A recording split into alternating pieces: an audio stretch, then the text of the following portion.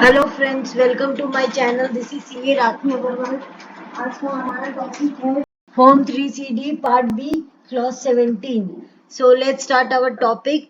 Today's discussion we will discuss clause 17 of form 3CD tax audit का point है where any land और building और both is transfer during the previous year for a consideration less than the value adopted or assessed or assessable by any authority of a state government referred to in section 43 CA और section 50C।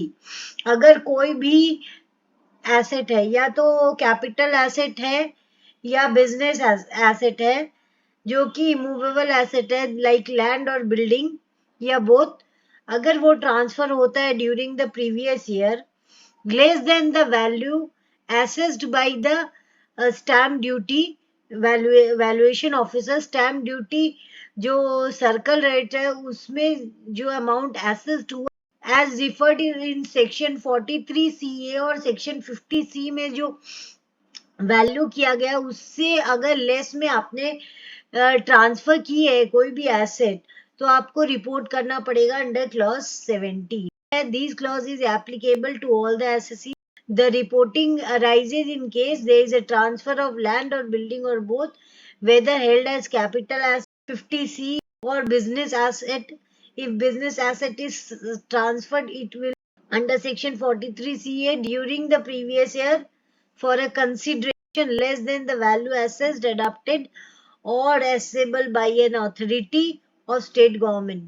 Circle rate और stamp duty value से कम में अगर आपने कोई भी property transfer की है तो आपको यहाँ पे clause 17 of the tax audit report form 3CD में आपको रिपोर्टिंग देनी पड़ेगी। सो सेक्शन 50C क्या बोलता है?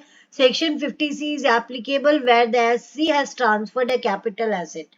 अगर कोई भी एससी ने ट्रांसफर की है capital asset for capital gain purpose, capital asset कौन सी है, लैंड या बिल्डिंग या दोनों, and the value of such asset is less than the value adopted, assessed or assessable by the government authority।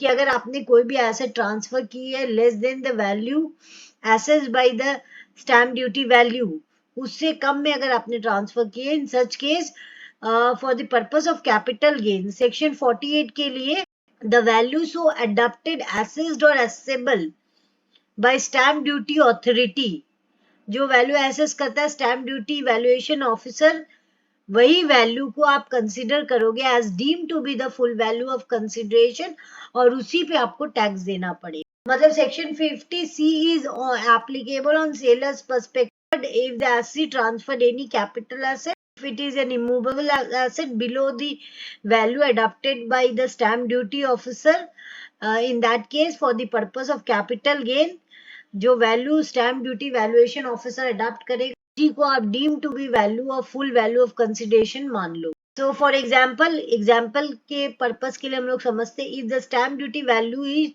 अगर स्टैम्प ड्यूटी अथॉरिटी ने value किया है उस एसेट का 100 करोड़ और आपने कैपिटल एसेट आपने सोल्ड किया एक्चुअली एज 70 lakhs।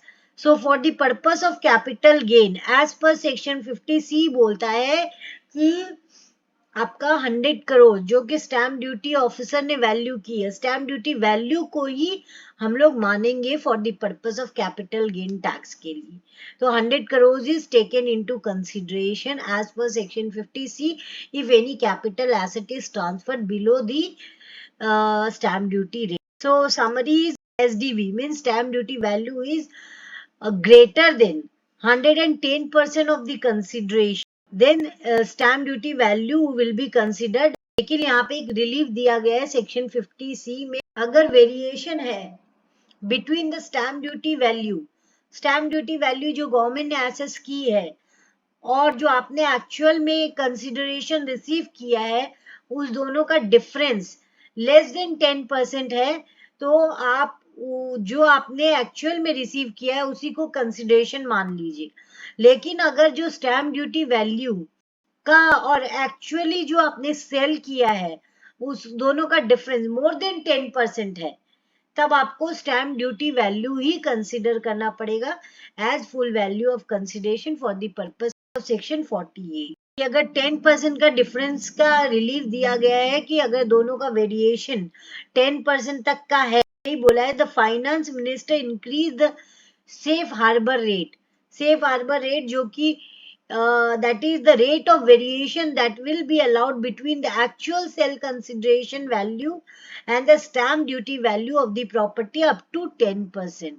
पहले 5% था, उसको इंक्रीज करके 10% वेरिएशन तक आपको रिलीफ, उसके ऊपर होगा तो आपको स्टैम्प ड्यूटी वैल्यू ही कंसीडर करना पड़ेगा as full value of consideration. So what are the consequences of section 50C? Section 50C get attracted with immovable property is sold for less than value as per stamp value authority in the hand of the seller. Such stamp valuation will be deemed to be the sale consideration. So in the hand of the buyer, taxable purchase करेगा since the property is being acquired of less than fair market value. Stamp duty value से कम में आपने property acquire की है, सच difference जो कि consideration है stamp duty value का और आपने जिस रेट पे एक्वायर की है, जो बायर है उसके हैंड में टैक्सेबल होगा as income from other sources under section 56 two 10 के अंदर। तो 50C में सेलर टैक्स देगा और 56 टू 10 में बायर टैक्स देगा। डिफरेंस बिटवीन जो स्टैम्प ड्यूटी वैल्यू है फेयर मार्केट वैल्यू और एक्चुअल वैल्यू में जिस प्राइस पे उसने एक्वायर की, ये दोनों के हैंड में कंसिक्वेंसेज है। एक्सेप्शन क्या है सेक्शन 50C का? Section 50C is not applicable when the transfer is among the relatives as per section 56(2). Section 56(2) बोलता है, रिलीफ दिया गया है कि section 50C is not applicable अगर ट्रांसफर रिलेटिव्स के बीच में हो। Also section 50C provides a safe harbor for fluctuation up to 10%। Safe harbour का रिलीफ भी सेक्शन 50C देता है अप टू 10% तक। अगर आपका डिफरेंस है, वेरिएशन है between the stamp duty value and actual price, जो एक्चुअल कंसिडरेशन है जिसपे आपने प्रॉपर्टी को सेल किया, अगर उसका वेरिएशन विद अप टू 10% है तो आपको रिलीफ मिला हुआ है, सेफ हार्बर रिलीफ मिला हुआ है कि आप जो एक्चुअल प्राइस है उसी को ले लीजिए। Sale consideration stamp duty value को लेने की आवश्यकता नहीं है। सेक्शन 43CA क्या बोलता है? Section 43CA is applicable where the SC has transferred an asset other than a capital asset being stock in trade। अगर उसका कोई रियल स्टेट का बिजनेस है, this property means 43CA is applicable on the business asset. अगर कोई भी asset है आपका और वो स्टॉक इन ट्रेड की फॉर्म में है, लाइक इन्वेंट्रीज की फॉर्म में है, तो सेक्शन 43CA एप्लीकेबल हो जाता है on the sellers perspective. Sellers के हैंड में सेक्शन 43CA एप्लीकेबल हो जाता है where the SC has transferred an asset other than capital asset being stock in trade। अगर उसका स्टॉक इन ट्रेड है, यूनिट्स में है, being land or building or both, and the value of such asset is less than the value adopted, assessed or assessable by any state government authority for the purpose of the payment of stamp duty। आपको जो value है उसमें भी आपको safe harbour rules दिया गया है। It is this section is also applicable on seller. Seller के ऊपर 43CA एप्लीकेबल होता है। For example, if the stamp duty value is 100 crore और business asset stock in trade आपने सेल किया 70 lakhs में, then as per section 43CA for the purpose of business income stamp duty value को ही आप consider करोगे as consideration और उसी पे आपको टैक्स देना पड़ेगा। Section 43CA provides that no adjustment are required to be made when the variation between the stamp duty value and sale consideration is not more than 10% of the sale consideration। यहाँ पे कोई adjustment का दरकार नहीं है अगर variation 10% या कम है, not more than 10%। If the stamp duty adopted by the valuing authority does not exceed 110% of the actual consideration, such actual consideration received or receivable by the taxpayer would be considered as full value of consideration। जैसे 50C में बोला है कि अगर आपका variation deviation 10% से कम है तो आप उसको जो एक्चुअल प्राइस है जो एक्चुअल कंसिडरेशन है उसी को आप कंसिडर कीजिए for valuing for taxing your income.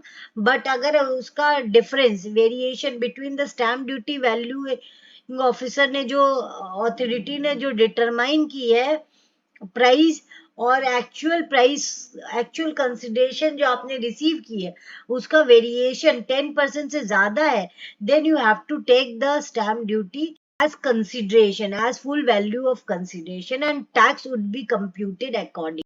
So relief was introduced to minimize the hardship in case of the genuine transaction in the real estate sector. It may so happen that the promoter or developer enter into a sale agreement with the buyer, but the sale is registered with stamp valuation authority on a subsequent day. Buyer ने एक agreement किया at some day, but the sale is registered. Sale जो registered हुआ है with stamp valuation authority on subsequent date.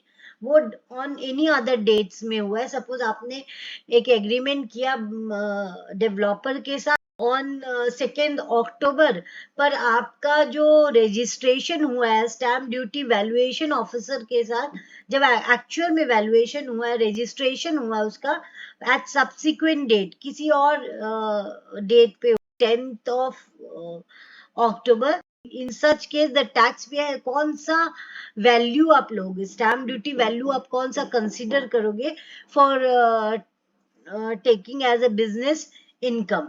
In such case the tax payer, जो tax payer है seller कौन सा रेट लेगा, has an option to take the stamp duty value of such property as on the date of sale agreement. जिस दिन उसने agreement किया है उस दिन का ही वो रेट लेगा, subject to the condition. Condition क्या है, he is not required to consider the stamp duty value as on the date of property registration. उस दिन का रेट नहीं लेगा वो, जिस दिन उसने एग्रीमेंट किया उस दिन का स्टैम्प ड्यूटी वैल्यू का रेट लेगा। However, these options shall be available only in case where the amount of consideration is received through the following modes। अगर आपने कोई भी कंसिडरेशन रिसीव किया है, अगर उसने सेलर ने रिसीव किया है कंसिडरेशन अकाउंट पे ही चेक से, अकाउंट पे ही बैंक ड्राफ्ट से, या electronic clearing system of bank account, या such other electronic mode as may be prescribed. अगर इलेक्ट्रॉनिक पेमेंट उसके पास हुआ है तो वो जो स्टैम्प ड्यूटी वैल्यूएशन रेट है वो on the date of agreement का लेकर, not on the date of registration. Section 56 to 10 के बारे में जानेंगे। This section is applicable from buyers on the taxation of property transaction both movable and immovable. So section 56 to 10 is applicable from buyer's perspective. In case of immovable property, अगर कोई immovable property asset is received without consideration, उसने कोई भी asset receive की है without consideration, तो if you receive an immovable property like land or building without paying anything for it, and if stamp duty value is more than 50,000, the full stamp duty value become taxable as a recipient. In case without consideration आपने कोई भी property receive की है, land या building, without paying anything, and the stamp duty value उसका मोर than 50,000 है, तो वो फुल वैल्यू जो अगर जो भी स्टैम्प ड्यूटी वैल्यू है become taxable as your in. और if the asset is receive for consideration, अगर आपने कुछ पे करके प्रॉपर्टी रिसीव की है, so if you buy a immovable property like land और building and its stamp duty value is more than 50,000, और उसका वैल्यू मोर देन 50,000 है, और if more than 10% of what you pay, वो जो डिफरेंस है 10% से ज्यादा का है, so the difference between the stamp duty value and amount you paid is taxable as income. Important note, as per the Finance Act 2021, जो भी buyer है अपने लिए residential property up to 2 crores purchase करता है, the allowable difference between the stamp duty value and the actual sale price was increase to 20%। अगर कोई भी ट्रांजेक्शन होता है बिटवीन नवंबर 12 2020 से जून 30 2021, तो ये इम्पोर्टेंट अमेंडमेंट था जो कि 2021 में आया था। ये रेसिडेंशियल प्रॉपर्टी के लिए था अप टू 2 करोड़, और उसका डिफरेंस स्टैम्प ड्यूटी वैल्यूएशन का जो भी डिफरेंस था, इसमें सेफ हार्बर रूल दिया गया था कि अप टू 20%, इंस्टेड ऑफ 10% यहाँ पे 20% का दिया गया था। ये ट्रांजेक्शन अगर हैपन होता बिटवीन नवंबर 12 2020 और जून 30 2021 में, तभी ये रिलीफ होता, और नहीं तो ये रिलीफ नहीं मिलेगा। मतलब ये अब एप्लीकेबल नहीं है for the assessment year 24-25। In other cases the allowable difference, safe harbour difference 10% का है। अगर 10% डिफरेंस है तो जो एक्चुअल सेल कंसिडरेशन आप उसी पे टैक्स लगेगा, और अगर उससे ज्यादा है तो स्टैम्प ड्यूटी वैल्यू ही आप लीजिए। Let us understand the above provision with the help of example. Suppose Mr. A is buying a property of for rupees 1 crore. अगर मिस्टर ए ने 1 करोड़ की प्रॉपर्टी खरीदी, दो सिनेरियो है। पहला सिनेरियो में स्टैम्प ड्यूटी वैल्यू है 1 करोड़ 6 लाख की, तो डिफरेंस हुआ 6% का between the actual price and stamp duty value, which is less than 10% threshold. So taxable income becomes nil. 1 crore ही है, there is no difference between the stamp duty value and actual price, so यहाँ पे taxable income नील होगा। इन scenario 2 आपका stamp duty value 1 crore 12 lakh और आपने actual में property 1 crore में by की है, so difference is 12% which is more than 10%, so taxable income यहाँ पे डिफरेंस पे हो गया 1 करोड़ माइनस 1 करोड़ 12 लाख, तो 12 लाख पे आपको टैक्स देना पड़ेगा। Since the difference in scenario 2 is more than 10%, the excess amount that is 12 lakh will be taxed as income from other source. income from other source में दिखा के आपको टैक्स देना पड़ेगा अंडर सेक्शन 56 to 10 के अंदर में, in the hand of the buyers. ये तो हम लोग ने तीनों सेक्शन डिस्कस किए। सेक्शन 50C 43C है, सेक्शन 56 to 10। अब हम लोग details of stamp duty value and consideration receive और receivable are to be reported under clause 17 of tax audit report, and assessee may claim that the stamp duty value exceed the fair market value, that is at which the transaction has taken place. Yet in this clause the details are required and such claim may be made before the AO as per section 50C2. Where the SC opt to make such claims, appropriate reporting should be made in para 3 of form 3CA or para 5 of form 3CB after taking appropriate management representation. Part B clause 17 में क्या बोलता है? Has been amended with effects from 1st April 2021 by adding a column section 56 to 10 में, जो कि amendment हुआ with effects from finance act 2021 में, कि रेसिडेंशियल रिलीफ मिला है रेसिडेंशियल यूनिट्स में।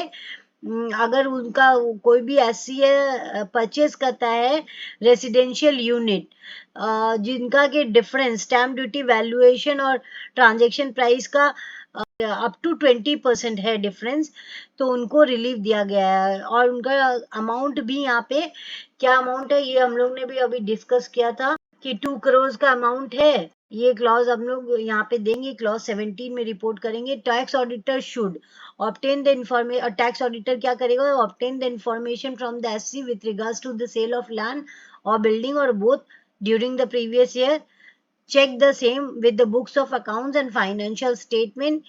In case of individual HUF land or building or both not recorded in the books of accounts which are being audited is not to be reported. Check whether the profit and loss account refers to an item relating to profit and loss on sale of land or building or both. Check and decide the applicability of section 43CA of section 50C depending upon the nature of asset held by the SC. Check the register sale deed executed in this regard and find out the value adopted for stamp duty purpose. Ensure that the reporting is done under these clauses only if the land or building or both is transferred for a consideration less than the value adopted assessed as assessable by the authority of the state government. So यहाँ पे tax auditor पहला information लेगा अगर कुछ cell किया SSC ने regarding land building, check करेगा books of account से, फाइनेंशियल स्टेटमेंट से। So check whether the profit and loss account में प्रॉपरली प्रॉफिट बुक हुआ है regarding the sale of land और बिल्डिंग।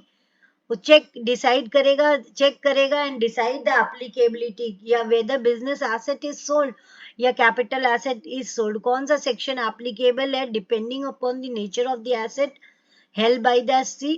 फिर चेक करेगा register, sale deed register to find out the value adopted by the stamp duty officer। फिर ensure करेगा कि reporting is to be done in clause 17 of form 3 CDA if the land or building अगर transfer हुआ है below the value adopted by the stamp duty।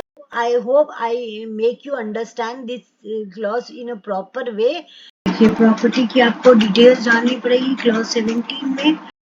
where any land or building or both is transferred during the previous year, अगर कोई भी land या building या book is transfer during the previous year for a consideration less than value adopted और assessed or accessible by any authority of state government refer to in section 43 CA और section 50 C please furnish।